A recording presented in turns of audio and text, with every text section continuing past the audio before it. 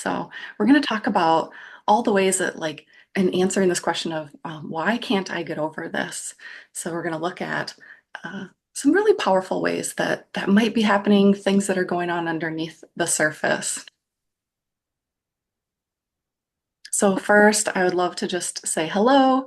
If I don't know you, I would love for you to send um, me a DM on Instagram to say hi, or even follow me on Instagram at liza.heidelberger. But I would love to know, how did you learn about this workshop? Is it personal? Did we meet through social media? A friend send you my way? There I am. How did we get to meet each other?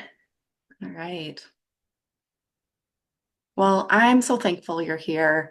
I believe that it's no accident that you're here, that you've been led to this space today, that God has a purpose for healing, and He desires you to be set free from any pains and struggles that may have held you captive. So you may be feeling like you've tried everything to move forward, prayer, counseling, self-help, taking thoughts captive, but something deep inside maybe still feels stuck. That's because healing isn't just about what's happening in your mind or even your spirit. It's about your whole self, mind, body, brain, nervous system, and spirit. And that's where God really wants to meet us today. So this workshop is for anyone who's walked through the valley of trauma, heartache, hardship, and still feels burdened by unresolved wounds that still affect your emotions and physical body, even maybe when you've tried so hard to move on.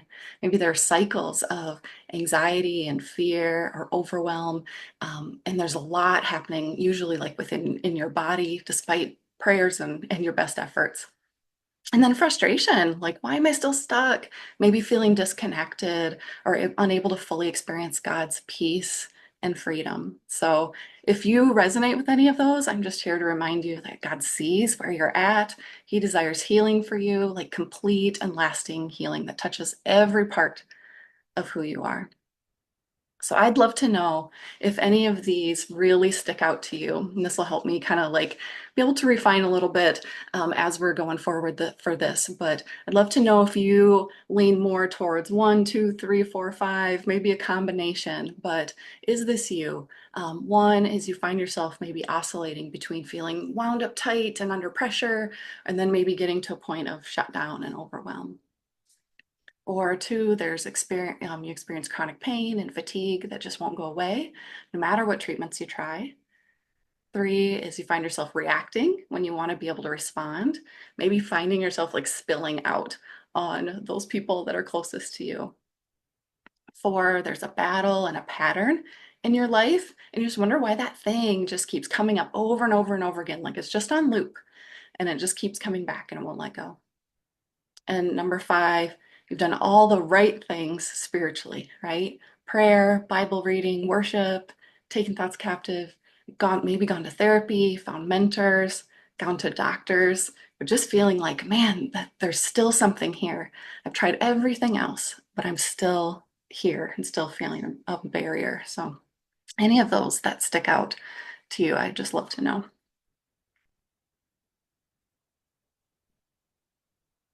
Well, I want to say hi. My name is Liza Heidelberger. I'm the owner of Released Emotional Health Solutions. We're about 4.5 years in of having this business, but ultimately kind of been doing a lot of this my entire life. I'm a wife and mom of two teens. I have almost a 20-year-old, so I won't be able to say that too much longer. But I'm a trauma specialist. I'm certified mental health coach. I'm trained in internal family systems, which really looks at how do different aspects of our personalities maybe clash and hold on to things from our past, and how can we gently let that go. TRE is tension and trauma releasing exercises, which is less about the exercises and more about the releasing part, really getting our bodies and our nervous systems to a place of calm and regulation. And pain reprocessing therapy looks at the psychology of pain and how we can help our brains turn down the volume on our pain. And then applied neurology. If TRE is like I would say TRE is like my number one favorite tool for helping people regulate their nervous systems. And applied neurology is like surgery, going into maybe different areas of our brain that are dialed way up or way down, and how that can impact the level of stress that we hold in our bodies and tension and pain. So just a really eclectic mix of a lot of things that I've personally had to find for myself. And the teacher in me is like, well, now I have to pass this on to other people, right? So if you've been one of those people where you've listed out one of those five things, especially that number five, like, man, as Christians, we have such beautiful resources. We have God. We have God, the God who indwells us. But man, why are we still at times just coming up to roadblocks? And the hope I want to offer is that there's more to the story. So, as Christians, we renew our minds, we strengthen our spirits, but what about the other parts of us? So, I just want to start by saying, though, do I believe that God can heal whoever, wherever, whenever? Yes, absolutely. I have stories. We could swap stories. I totally believe that God can heal however and whenever. But when we're looking at how we're holding stress and tension in our bodies and how that's coming out maybe in our emotions, we have to look at the biology. We have to look at ourselves as spirit, soul, and body. So I always like to kind of give this analogy of like, how do we treat a burst appendix, right? If someone came to me and they're like, man, my appendix just burst, I wouldn't say, well, you got to take that appendix captive and you need to be praying more and worshiping more, right? I would be like, you need to go get yourself to the hospital. Like, there's a physical reason for what's happening. So when there's a physical reason for what's happening when it comes to maybe stress and trauma and pain and things that we're holding, we need physical solutions. We need body-based solutions. So here's some key scripture that can kind of help guide us during this time. So Isaiah 147, 2 through 3 says, God's bringing exiles back to Israel. He heals the brokenhearted and bandages their wounds. And sometimes those exiles are these exiled parts of our hearts, exiled memories, maybe, exiled ways that we're holding on to stress and trauma. And God wants to bring those back to Him and really bandage and heal those broken and wounded parts of our hearts. Romans 7, Paul says, I don't understand my own actions, for I do not do what I want, but I do the very thing that I hate, right? So maybe there's sometimes you're having reactions and responses in response to being triggered, right? You're like, why am I doing this thing? And there's a part of me that kind of wants to be like, Paul, I might have some suggestions now on what's maybe going on there, right? And that's what we're going to talk more about today. So, and then 3 John 1 2 says, Beloved, I pray that in all respects you may prosper and be in good health, just as your soul prospers. So, what's happening around us is a beautiful reflection of what's happening on the inside of us. In 1 Thessalonians 5, now may the God of peace himself sanctify you completely, and may your whole spirit, soul, and body be kept blameless at the coming of our Lord Jesus Christ. So I want to talk a little bit more about this spirit, soul, and body concept, because so often we think about, our spirit, we think about our soul, but the body is just kind of like disconnected, or it's even seen as something wrong or evil, even that we have to kind of push away and not pay attention to, right? What I'm offering, and everyone kind of has to come to their own conclusion on this, and if we're spirit, soul, and body and seeing it more as this Venn diagram, and even looking at the Trinity, how that kind of mimics the Trinity, that we are spirit, soul, and body, and there's so much overlap between all of those things that one impacts the other. So we're really going to focus a lot on body, and I would say brain stuff goes in there too, and then some soul stuff. The spirit, I'm assuming that if you're here, you're engaging in healthy spiritual practices and you're doing all of those things. So I just want to encourage you that if there's even a direction that the Lord is kind of pulling you to just be more, be closer to Him in any way, that is where that goes. We are focusing on body and soul tonight. So we're looking really primarily at the nervous system, the brain, and the emotional system. We're going to talk a little bit about what is trauma, though. I have a lot of people that come to me and they're like, man, I know something that happened to someone else. And what I had that happened is it doesn't even compare, right? But there is this concept of big T versus little t trauma. And big T trauma are those things that we think about, right? War and abuse and car accidents, big, impactful moments. And little t trauma is more like almost like a death by a million paper cuts, right? Tiny moments that happen over time, but all of that builds up. So it's anything that happens that is too much, too fast, too little, too long, and then we're not able to close the loop. So what happens when something happens that's very intense, our brain and our nervous systems kick into gear in order to protect us. The stress loop starts. And if we stop that and we cut that off, that information, that intensity that is in our brains and our bodies at that time to try to keep us safe gets stuck on loop too. So we need ways to be able to discharge all that stress and intensity so that our brains and bodies and nervous systems can finally relax. And I love this thought of like, a regulated nervous system is required in order to heal, right? So think about even the moments in prayer or worship that you've just felt like this peace, you felt maybe the presence of God, if you would describe it like that, that what's happening in that moment is a very deeply regulated nervous system. So all these ways that we help close the loop. So I love sharing testimony about what God does. So these are just some of the things that I've seen when we think about like approaching things from a brain, nervous system, and then emotional system perspective. But traumatic moments finally released. I've had quite a few people that have come that they're like, I saw this thing happen, especially to a loved one, and that intensity again has just stuck with them. Maybe for it's like a year later and they're up in the middle of the night sweating and they can't stop thinking about this moment that happened, right? That is long-term impacting what's happening in their lives.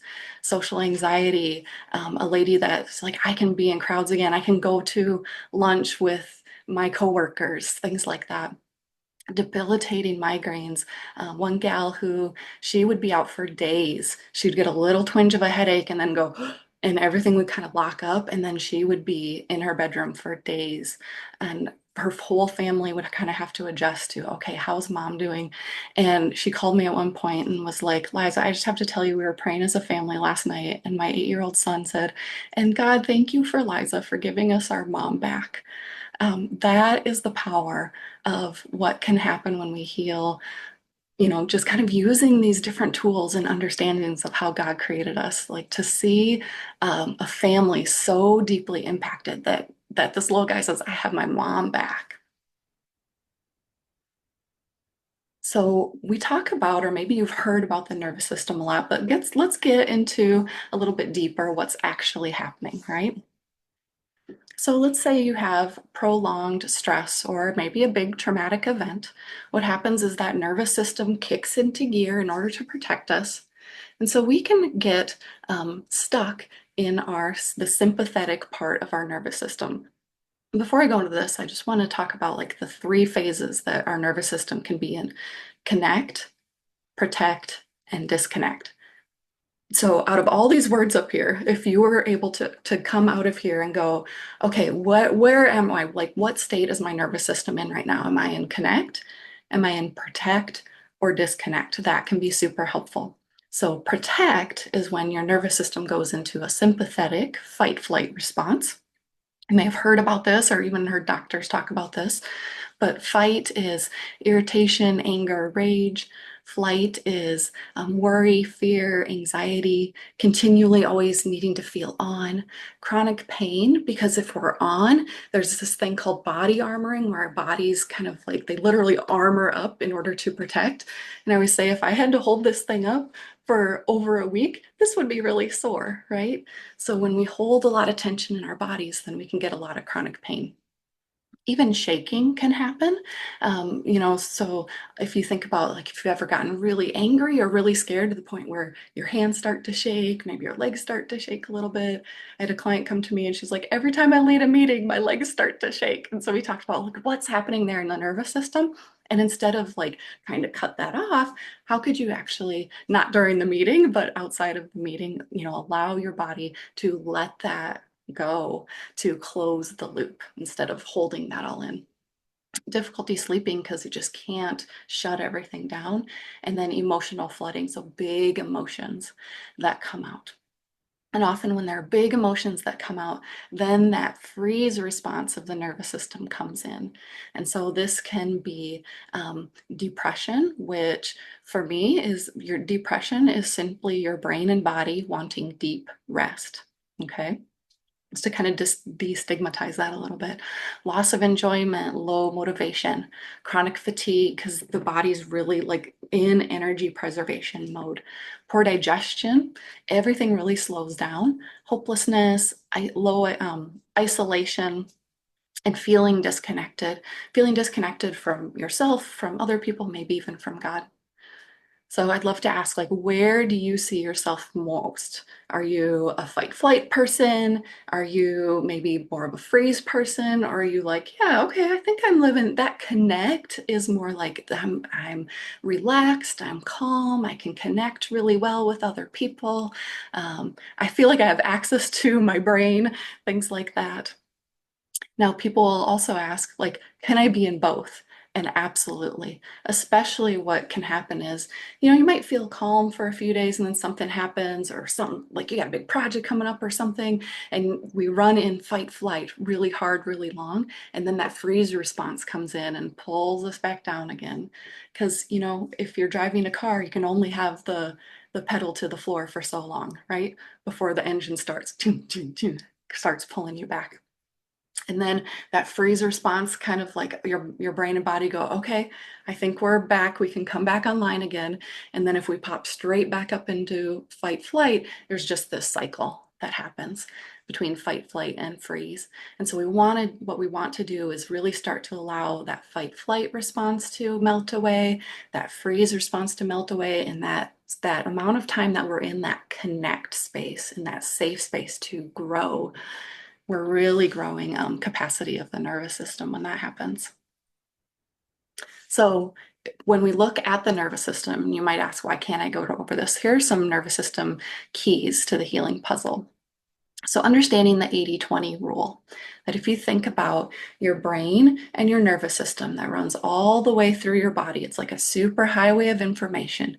80% of that information comes from your body to your brain, and only 20% from your brain to your body. We've got these great prefrontal cortexes that are logical thinking part of the brain that can kind of like override a lot of this, but when stress comes up, it's almost like that part of the brain gets hijacked. So you might even feel like if you're under enough stress or you get triggered enough that your brain feels like hijacked, right? That's what's happening here. That 80% of that information from the body is kind of like, and then the lower parts of the brain, not that prefrontal cortex, are starting to really take over.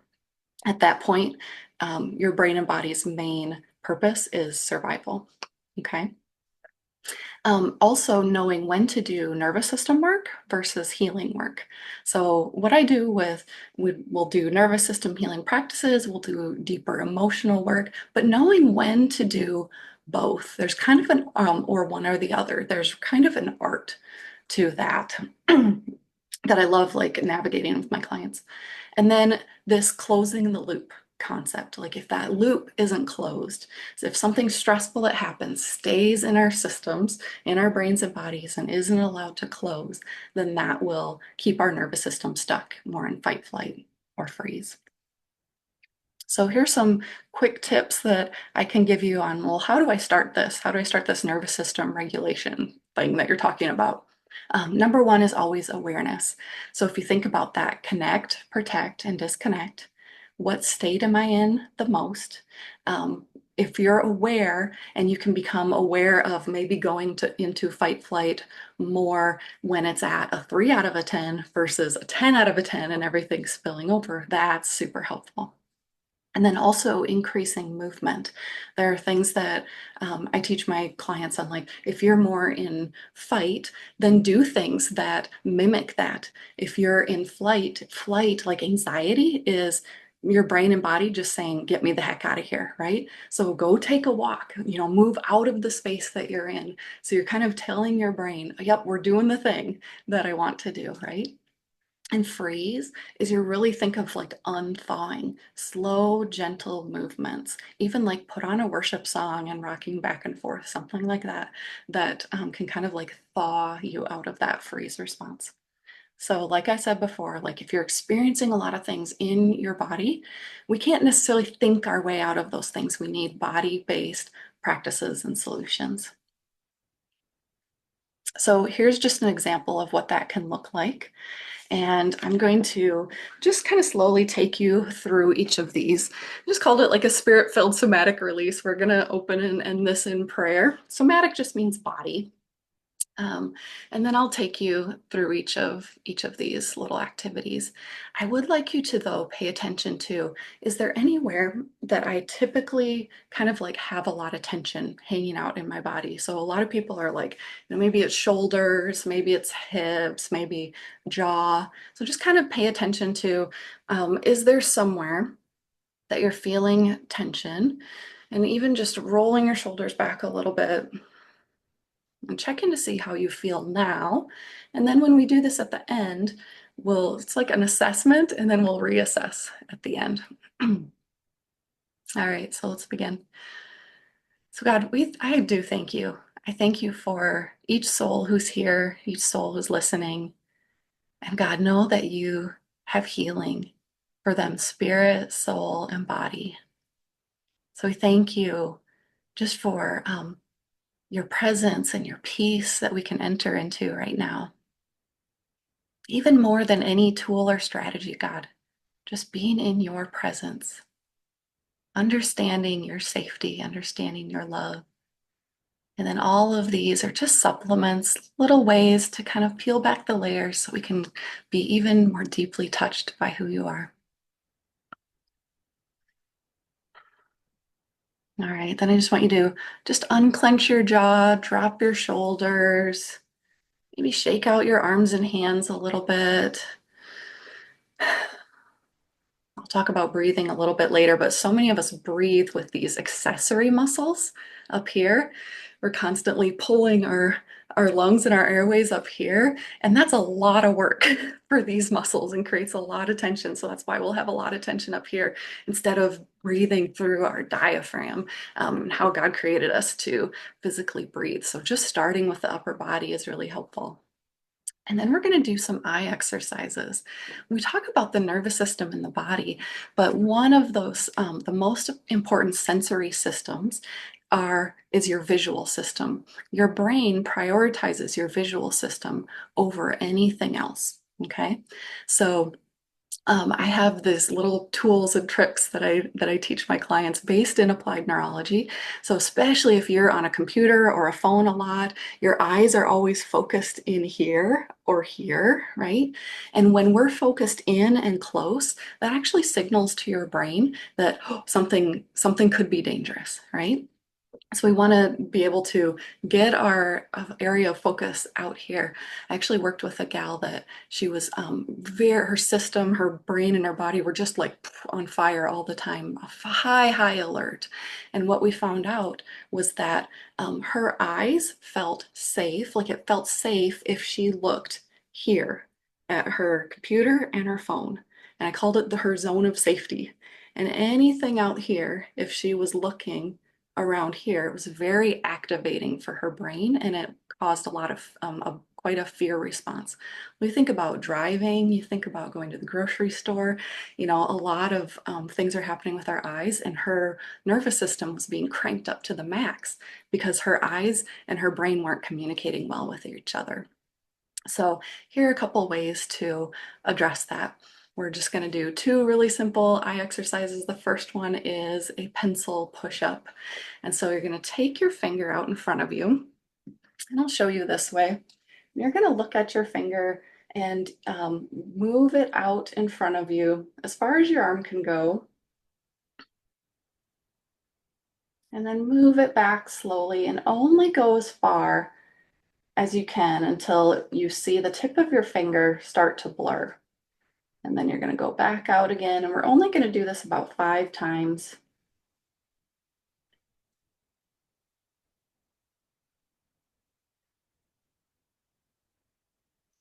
So you're teaching your eyes and your brain that it can come out of this locked in, stuck kind of fight flight position.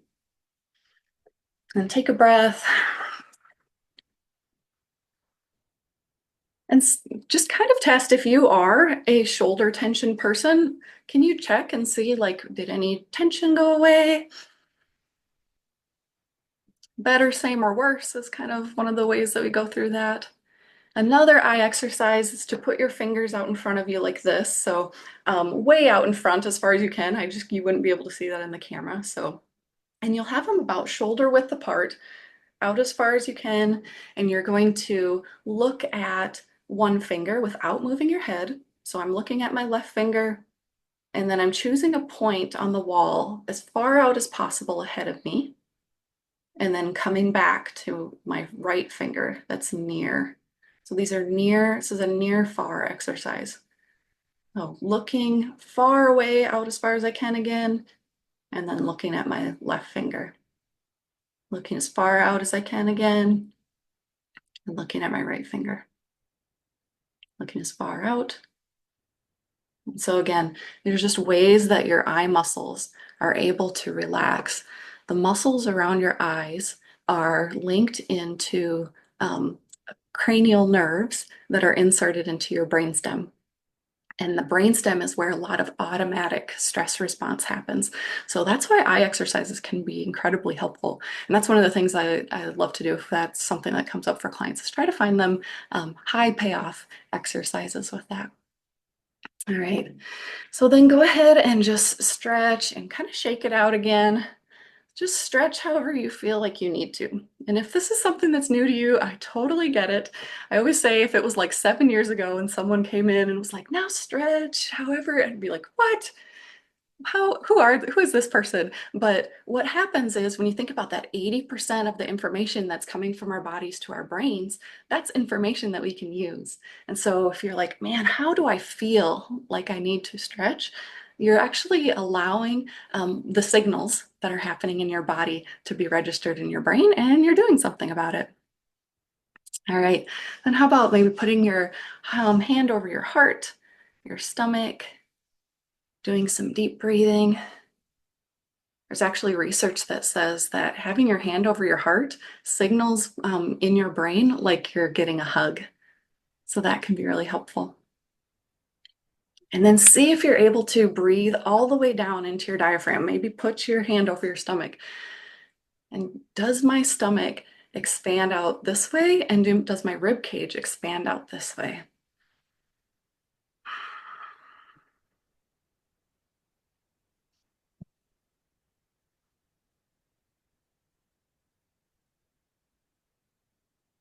Yeah, and one of my favorite little breathing tricks that I like are breathing tools called the physiological sigh.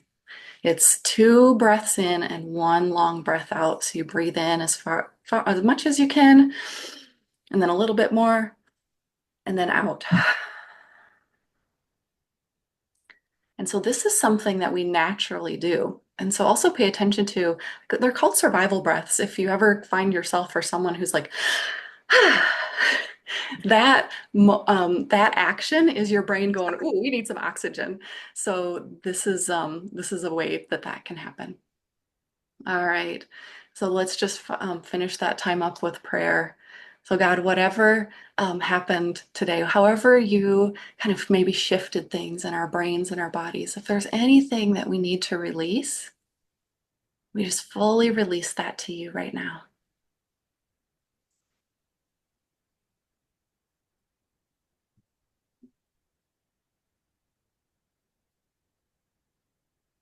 Just allow anything that God brings to your heart, your mind. Maybe you even feel something shift in your body.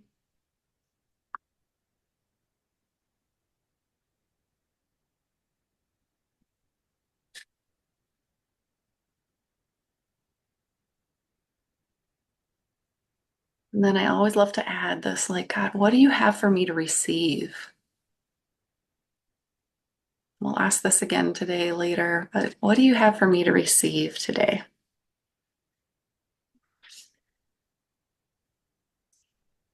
Yeah.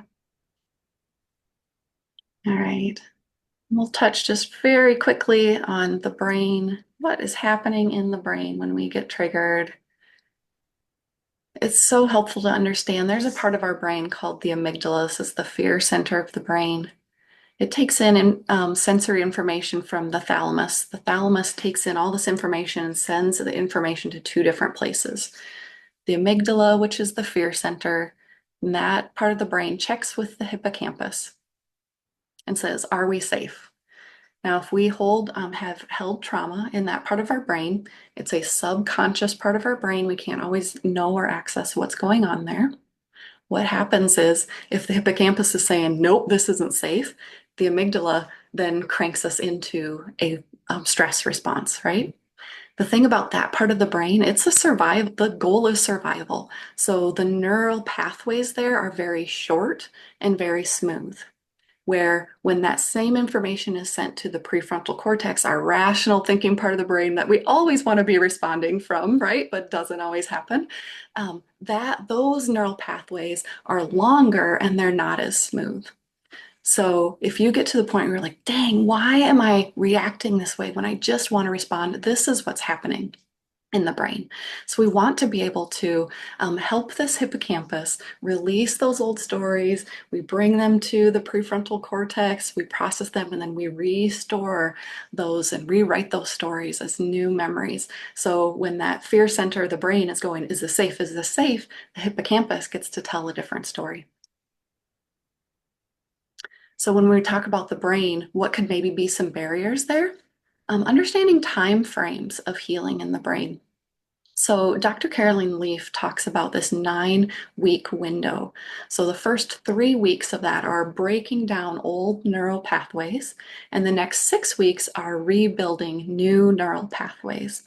And why that's important is because usually when something happens, something healing wise, we're like, woohoo, that happened, and then we're ready to move on, right?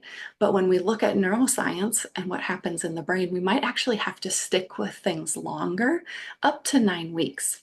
Okay. And then there's something called an extinction burst.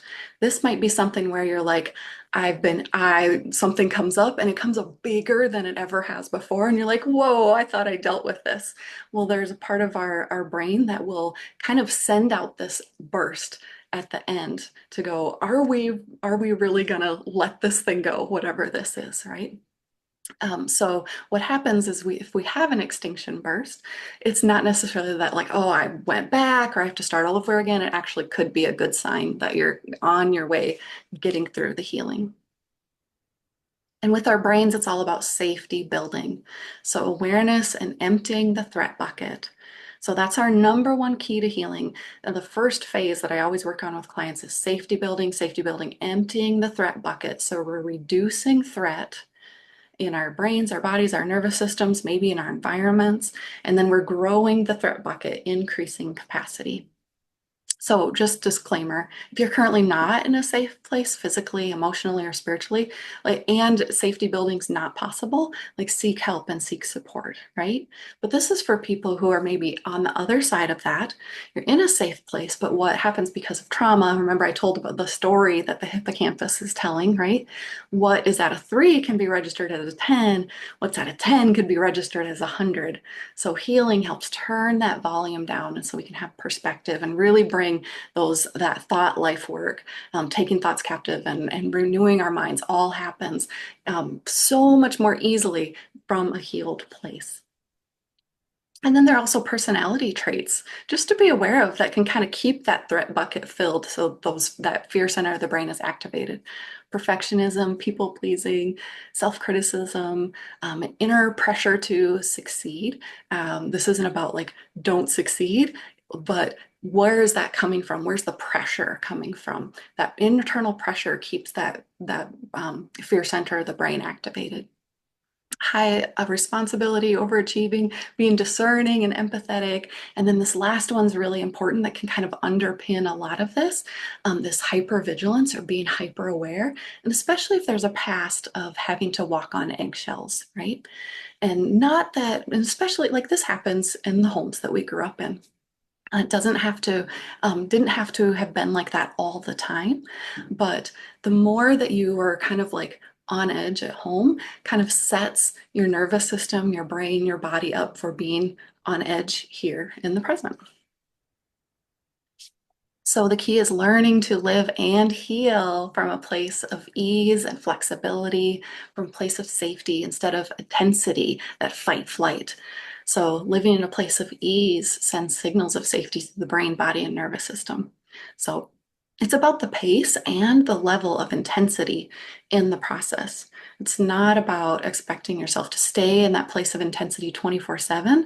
And then, being able to go, if you are in fight flight, being able to go to rest as much as you needed, and always reminding us that like his yoke is easy, his burden is light. This is his heart and his plan for us.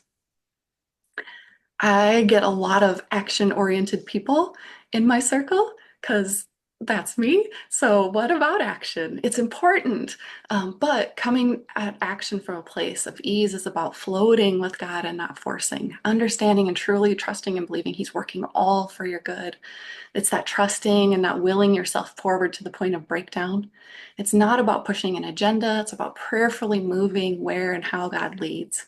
So this spirit-led action from a place of rest, peace, and ease, that's what you're looking for. So if this part resonates with you, here's the main thing I'd suggest to focus on for the next couple of weeks. As you go throughout your day, ask yourself, am I living from a place of intensity right now or from ease? And then bonus question, because living in intensity isn't necessarily a bad thing, right? We need that. Shoot, even preparing for this, right? There are moments where I was like, oh yeah, and I'm in the zone and I'm like using that intensity to get work done. But then how quickly am I able to return to that place of ease and making safety and ease the new normal? Instead of that intensity, that fight flight intensity that some of us and many of us are so used to. So again, this is about sending signals of safety to the brain, not sending signals of tension and fear. All right, then the emotional system. So when we think of, I love showing this and really bringing in this scripture of Ephesians 4:22 through 24.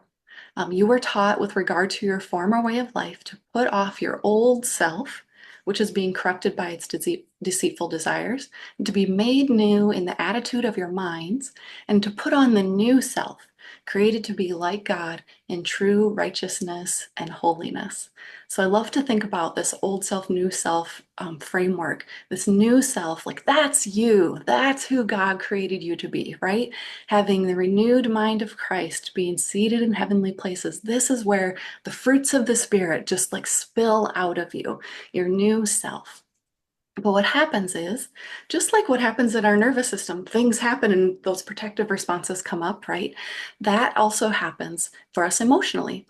There may be proactive manager type responses. So things like, I have to always keep on top of this, right? I'm going to stay organized. I'm going to keep everything in order, control, things like that. I have to have things a certain way in order to keep me safe. And then firefighter protective responses are more like anger, addictions, even like shutdown type stuff of like, oh, I'm just going to go scroll on my phone for however long. Those are reactive responses that are like, we're just going to shut everything down no matter what because everything feels too intense. And typically, those protective responses are kind of like they're protecting something. They're protecting past hurts and wounds. So that could be something from a week ago, a year ago. Typically, I would say a lot of stuff comes up when I work with clients in those key developmental stages, right? So in early childhood, middle school, high school, college, we just got out of college, we're getting the new job, we had a new baby, right? Those big transitions where big life things happen. And then maybe there was abuse or something that happened in the past, those wounds that our brains and bodies weren't able to process at that time. And again, we weren't able to close the loop. So it's like stored away in our brains, almost in like a time capsule, right? Those past hurts and wounds. So just like the goodness of God, right? We come in with these fruits of the Spirit. We increase the amount of uh, ability that we have to really be in the presence of God. We increase that our ability to live in that place of like our new self, right? The fruits of the Spirit. And then those protective responses get to back away a little bit. And then we get to really allow God to heal the things, the hurts and wounds from the past. And when that happens, then those protective responses don't have to be so strongly in play anymore. So the wounds of weight that most of us carry, guilt, shame, self-criticism, grief is such a big one. And how that comes out of our bodies physically is pretty incredible. Rejection and abandonment, those and shame, those three actually, the way our brains and bodies register them, it feels like death. Like that's the gravity of how we experience those things. And then anger and fear are big ones too.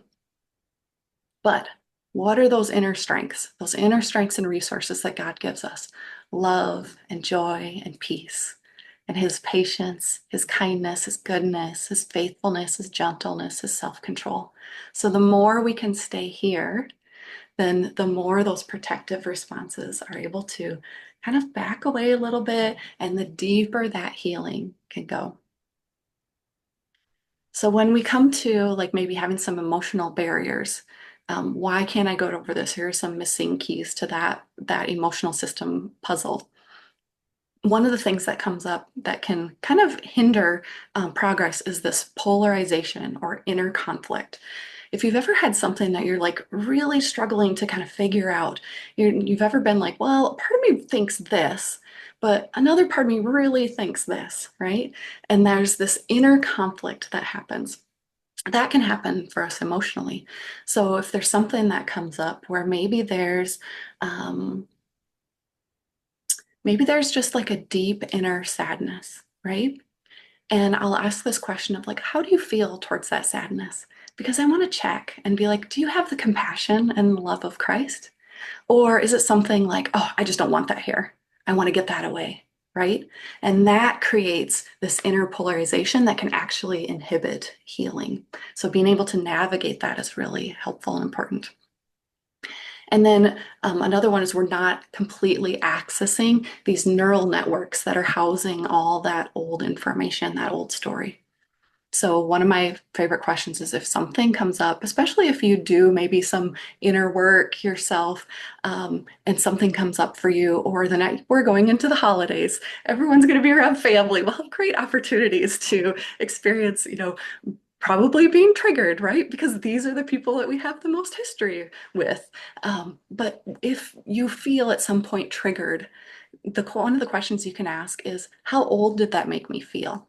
And that'll give you great information on what part of your brain and what age is that coming from. And let's say you're in a relational thing with someone else. How old did that make me feel? But how old did they feel in that interaction? And understanding that you can get triggered from a really young space, but they can too. And I was working with a client on this with just a relational conflict between her and her mom. And she was like, oh my gosh, I feel 16. And when I said, oh, how old did it feel like your mom felt in that interaction? She said 5. So we had, instead of a 45 and a 70-year-old interacting with each other, it was a 16-year-old and a 5-year-old. they're bringing their stuff, they're bringing their past into these relational interactions. And then another one is battling instead of befriending. So I will have people who come to me, they're like, there's this thought, and I just battle it, and I battle it and battle it, and it won't go away. And I'll just kind of offer this, like, oh, how long has that been going on for you? And they're like, oh, months or years. And I'll say, okay, well, would you be open to maybe looking at that from another perspective? And when they say yes, when we look at that, coming at that towards not how do I get it away, but how can I introduce the compassion and love of Jesus into this? All of that melts away. And they realize that that thing that they've been battling is probably coming from a very young, deeply hurt and wounded place.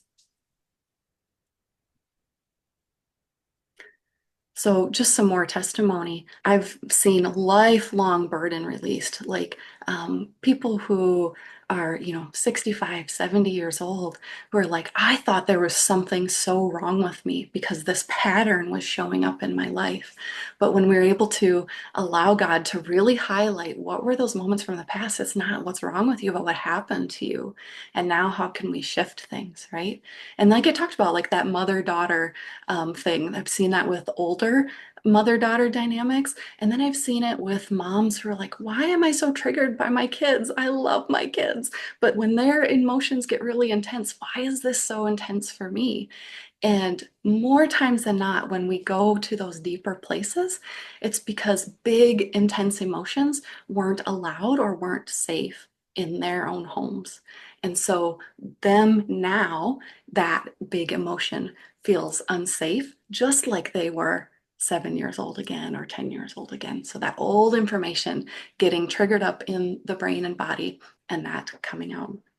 So again, like I said at the beginning, seeing those relational dynamics heal and those family dynamics heal, that's a really powerful thing. And God is just all over that. So we're going to do a guided healing prayer. And this comes from a lot of training that I've gone through. I'm just going to give an overview and then I don't want you to like focus in on, oh, what step are we on, right? This is all about like you being able to have an experience and encounter with the love of God in a way that we can kind of like maybe peel back some of the layers and allow that to happen. But we're going to focus on the fruits. What fruits of the Spirit do you have access to today? We're going to find that thing that maybe God wants to touch and heal in your heart and learn a little bit more about that. How can we bring in compassion and love? And then what is there for God that He wants to release and He wants to receive today, wants you to receive today. So when we do this, just know that there's this concept called pendulation. If this is the thing that God wants to heal and we're going into it, and if it feels too intense for you at any point, you can just kind of come out. You don't need to stay in that. You have the strength and the choice to be able to kind of come out of that today. But man, God is such a good and gentle healer, and I'm just trusting that that's what's going to happen during this time today. All right, so let's pray. Yeah, God, again, we just thank you. Thank you that you're here. You're so loving and you're so present. And we're just going to start with the fruits of the Spirit, just seeing if there's one or two of those that God is really highlighting for you today. So I'm going to do a little exercise with you. You're actually going to listen to these words as I read them off. And I want you to see if there's, again, one or two of those that really stick out. Love, joy, peace,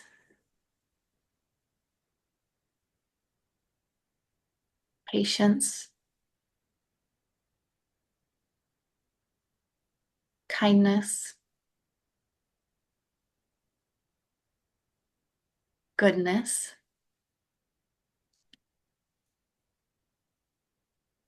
faithfulness, gentleness, and self-control. And when you think of those, what are one or two of those that stick out? But really see if you can focus in on one one of those fruits of the Spirit that He's highlighting, He's giving you today. And as you're doing that, as you're focused in on that word and focused in on His presence, focused in on Him, on Jesus, I want you to see is when you focus in on that word, what is happening in your body? Do you feel something happening in a certain area of your body? Maybe it's your head, your shoulders, your heart, over your stomach. And if you can get a sense of something like that, I would just encourage you to place your hand wherever that is. All you're doing is you're connecting your brain to where that part of your body is in space. So if it's over your heart, you can put your hand over your heart. It's over your stomach, you can put your hand over your stomach. Just helping your brain focus in on what's happening in that part of your body. And then just asking God for an increase of whatever He's giving you today. So that inner circle that I was showing earlier in that graph, those inner resources, growing those inner resources.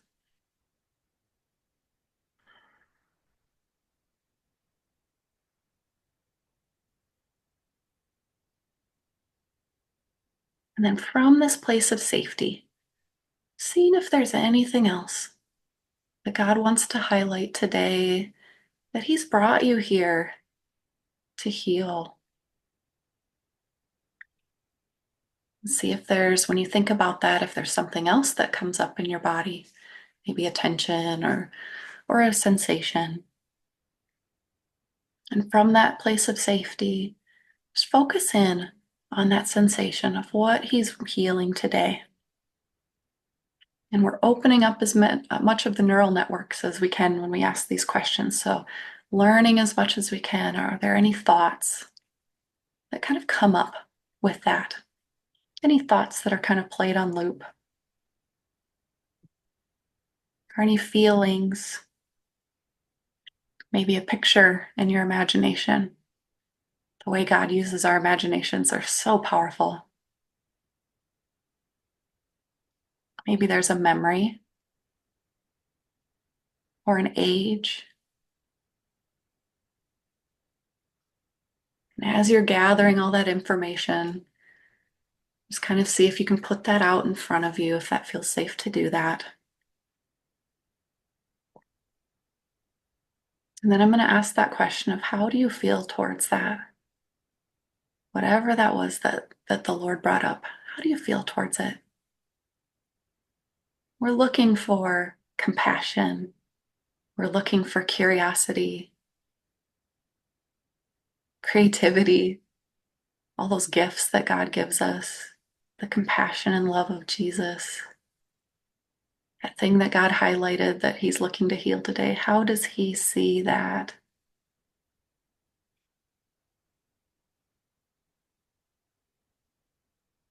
How does He see you?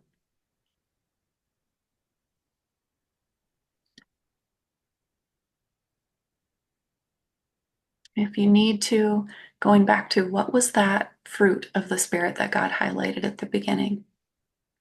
And is there a connection there to what was brought up and what He wants to heal?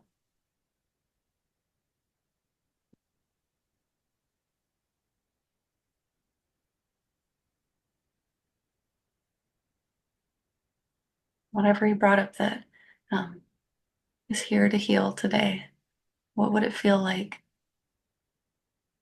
for there to be more love, more joy, more peace?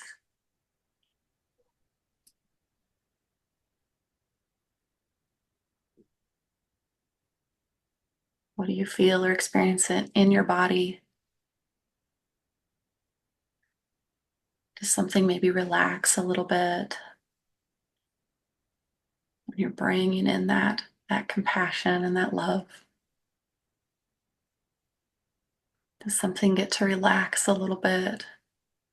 Often, when there are hurts and wounds that we carry, there are roles that we begin to play in our lives.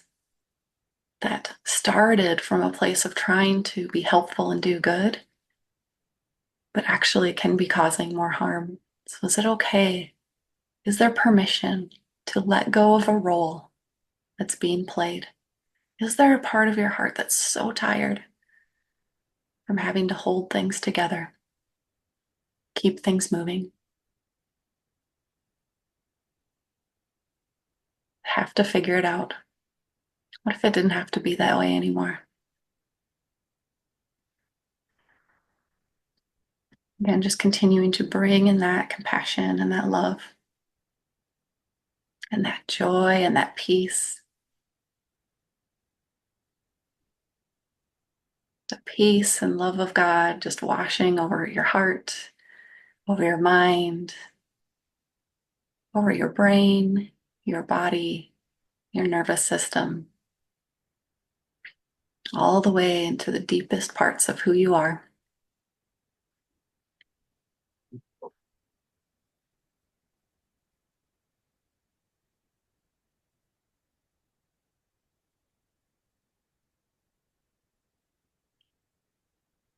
And then from this place, just asking God again, God, what do you have for me to release to you today? What story, what burden have I been carrying that you're saying it's time? You have permission to let go. Anything to just be released and laid at the feet of Jesus.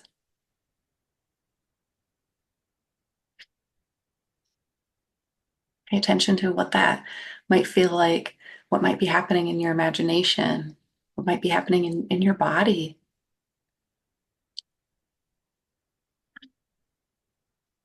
You release that all that God has for you to release today.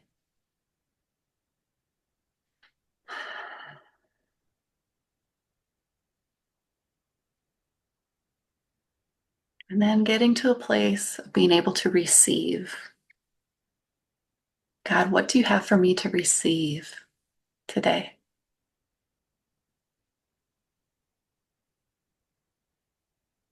What truth do you want to speak over me today? How do you want my brain and body to be able to tell a different story?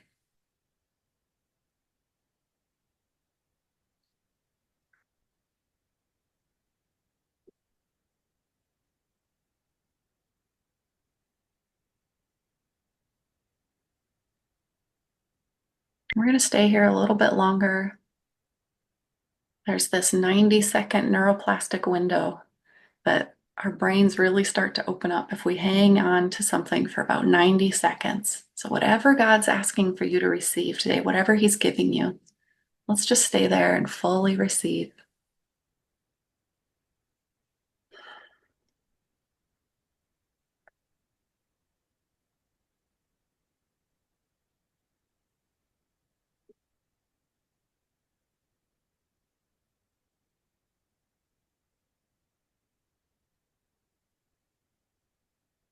Yeah, we thank you, God. We thank you, God, for how you move and heal and reveal and how you touch our hearts in such deeply profound yet gentle ways. Thank you for this time when you reveal yourself to us even more deeply. But yeah, maybe something got revealed in our hearts and our minds, but ultimately, what was revealed was you, your goodness, your mercy, your faithfulness, your love. Thank you for drawing us closer to you in these times and in these moments, God. In Jesus' name, amen. Yeah. Well, just a final thought on all of this before we kind of wrap up our time here. So I just want you to know that you make sense and there's hope, and that hope is found in Jesus. And when we have ways that we can maybe dial down what we're experiencing in our brains, our bodies, our nervous systems, our emotional systems, man, we just get even more access to the hope that is found in Jesus and the healing that is found in Jesus. So my prayer is that you definitely got to experience that today, while also having those moments where you're like, ah, okay, that's what's going on. That's why it makes sense. That's how you designed me, God. How you designed me to protect myself, but how you designed me to heal. Here's the thing. If you got everything you needed out of this time today, that's amazing. Apply what you learned here. Is it awareness and safety? Is it one of those body-based practices? Are you like, oh, I'm gonna start to do these eye exercises, whatever. If that's what you needed from today, that's amazing. But sometimes there are people who come to like, okay, this is what I've been praying for. Like these are the answers I've been looking for. How do we get more of this, right?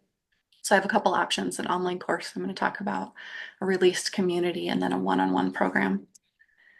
The 21-day Pathway to Peace online course. This is something I haven't released yet, but I'm just talking about today.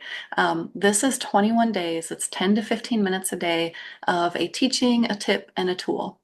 And so we're digging deeper into the concepts that were presented here. Things like understanding toxic stress in your nervous system, talking about the vagus nerve that we didn't even get to talk about, building your stress releasing toolkit. One of those is the breath of like, how do we breathe well? How do we get as much oxygen to our brains as possible? Healing your inner world with Jesus. One of these that comes up a lot when I work with clients is anger, looking at anger, being good and angry. I called that one, and then moving forward with clarity and peace. And we talk about like getting good at feeling good again, right? So many of us have been on a healing journey and have felt like we're in the yuck for so long. How do you get good at feeling good again? And then I've also got one, it's called The Art of Navigating High Stakes Conversations.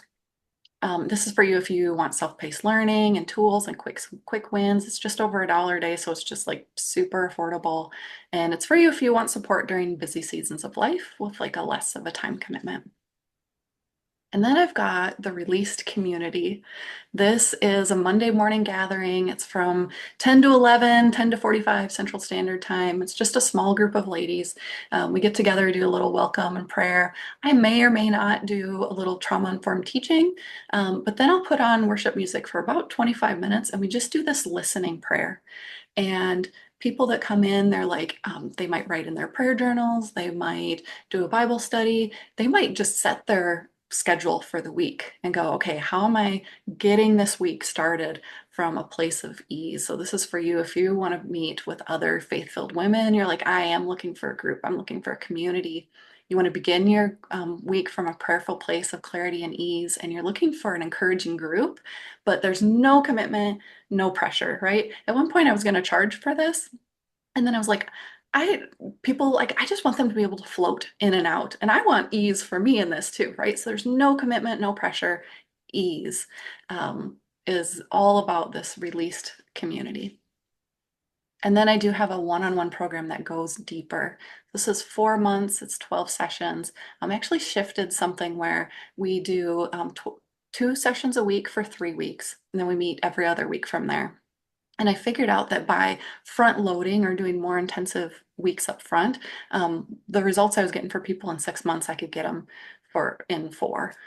So we go through different phases of this rebuilding. We're building that safety and capacity for healing. So it's all about emptying the threat bucket, introducing nervous system healing tools like that tension and trauma releasing exercises. Releasing is really getting to what are these past hurts and wounds? Like, where is this coming from? Why can't I get over this? What are those things that are still being held on to that it's time to let go?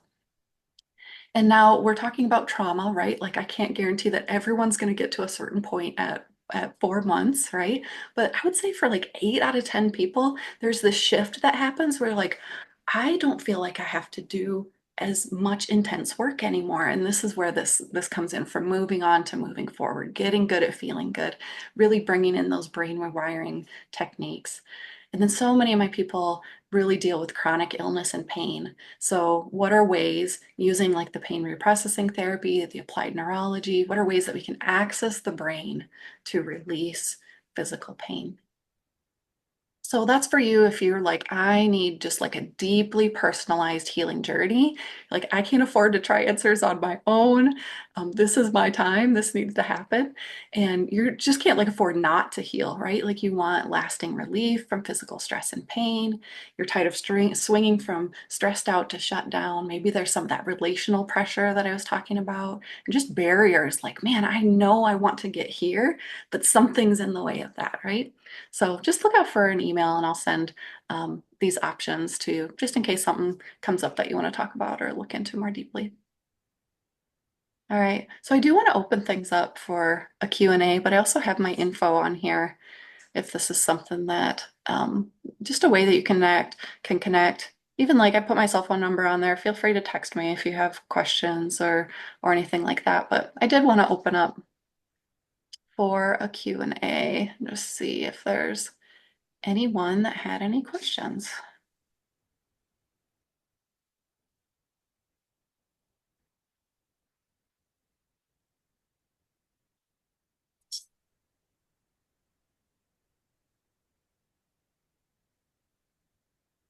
You can type in your question if you want, or you can unmute. That's totally fine.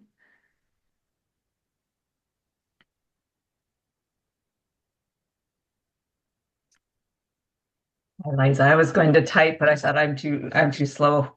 So I'm just going to unmute. It's Yeah. like the silence is deafening. It's because I'm thinking, wait, don't close up. I have a question. Yeah, yeah. So, you know my journey, Eliza. I mean, we've known each other for a long time. So I would love to hear a tip, and I've taken your TRE. I just love. In fact, I use your TRE. Strategies quite regularly after I during my workday. So I just want to thank you for Mm. that. One of the things that I am working on is I love how you said that, is how to help your brain release trauma from chronic illness and pain. So, and I know that your story, I mean, you had this super intense pain season. I mean, you've had pain seasons emotionally and physically, so you have a lot of tools in your toolbox just because of what you've gone through. But I'm curious, because of my chronic pain and journey that you are somewhat aware of, how can you just give an example of how the brain, how can you get release from our brains that are when they're holding on to chronic pain like that? Yeah, It seems so physical, and my yeah, journey has been so long, and I am getting some breakthrough, but my brain still, I think, is holding on to the chronic pain. But I'm just curious, yeah. if you could just give us a sample of what that looks like. Yep. Yeah, that's a great question. So, a few different angles, right? There is that, like when I talked about that hippocampus, are there things emotionally that are still hanging out in that part of the brain that's like, nope, this is not safe. There's also a part of the brain called the insula, and the insula connects what's happening in the brain to what's happening in the body. So, ways that you can heal that are like the TRE, moving ways that you can move your body and teach your brain where your body is in space. That's so for me. The pieces of the puzzle that I really needed to add in were the pain reprocessing therapy. And the pain reprocessing therapy uses kind of like some body-based strategies, but it also looks at like what's my relationship with pain, right? And for me personally, and what PRT teaches is that we need to get to a place where it's like, I'm no longer afraid of this, right? So I had trigeminal neuralgia. It's the most significant pain known to humanity is how it's called. And it would just like pain spirals were very intense. And I got to the point one morning where I think it was just the Lord and inspiration from him. But I was like, I cannot be afraid of this anymore. And the amount of times, like as I've worked my way out of that, that I've realized, whoa, like that, like I've talked about body armoring, right? Or that client that I had that she was getting migraines. And this was like all the things I had to learn from the past, but on a whole nother level. So really navigating that relationship to pain, but then also bringing in some of that applied neurology. One of the things about the pain that I was having on like the side of my face was that my brain didn't know where this side of my face was. There wasn't a connection. There was a sensory mismatch. So as far as my brain was concerned, my jaw and that nerve was out here and not here. And so when that happens, that really turns up the volume of pain. So I had to do something called mapping and teaching my brain, like, this is where my jaw is. This is where my shoulder is, right? And that really calms down a lot of the nerve pain throughout the body. Um, the other thing that was really helpful with applied neurology is learning how certain parts of the brain can dial up tension and pain. So for me personally, and we all have stuff like this, the gentleman that I get trained through, he works with Olympic athletes, was his beginning start of this, right? But for me, I had a deficit in my right brainstem that was causing a lot of one-sided pain. And so then there are tools and strategies that I could use to begin to up-regulate or turn on that part of the brain. So applied neurology has a lot of like different little assessments and then tools that we can use. But really a huge part of it is just really watching, like, when that pain starts up, how am I feeling towards this? Is my goal to get that away? Or can I come at this from, again, that place of ease? And how can I send signals of safety to my brain again? There's actually, just like when we talk about polarizations, right? Like, if I am frustrated with something or someone and I want them to do a certain thing, there's going to be pushback, right? And that happens even with physical pain in our brains and bodies. So that would be my main suggestion, like, coming out of here, is what is my relationship with my pain when this does come up, when I have a flare or when something happens. Do I start to get anticipation? Am I increasing tension that then causes even more pain? Or am I trying to get through this and get rid of it? That could be keeping kind of like everything on loop. So yeah. That's Was helpful. that Thank you. okay? Yeah. Yeah. Anyone else have any questions or anything that stuck out? Anything that God spoke to you or touched your heart on?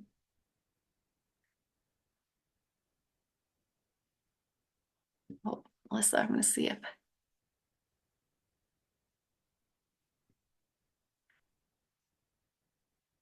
Yeah. Oh, there we go. Go ahead, Melissa. I just said it was just awesome. I could just feel it. So thank you. It's Yeah, good. embarrassing from crying, but thank you. Yeah, yeah. Well, I'm so glad that you all are I here. feel so much release. Yeah, yes, yeah. I So I love want that. to learn more. Yeah, yeah. We'll definitely have to be in touch. That first time and it was pretty intense. It was embarrassing, but I just let it go. Yeah, I love it. Good. Yep. And when you know you're safe and you're with the Lord in that, like, that's a beautiful thing. So Will you have notes like from all of this? Because I was trying to take notes. yeah, yeah. You have, I'll send out like like kind of the highlights of the PowerPoint, and okay, that would be good because I was trying to write quick too. yeah. As you're also experiencing Yeah, these things. So yeah. Yeah. embarrassed for crying, but I just let it go because I was just going with what I was feeling. Yep. I love it. Thank you. Thank you. Absolutely. Absolutely. Well, yeah, well, thank you so much, everyone, for joining. And I'm so glad you were a part. And yeah, hopefully we just get to stay in touch in some way. And just praying blessings and peace and hope and healing over you tonight.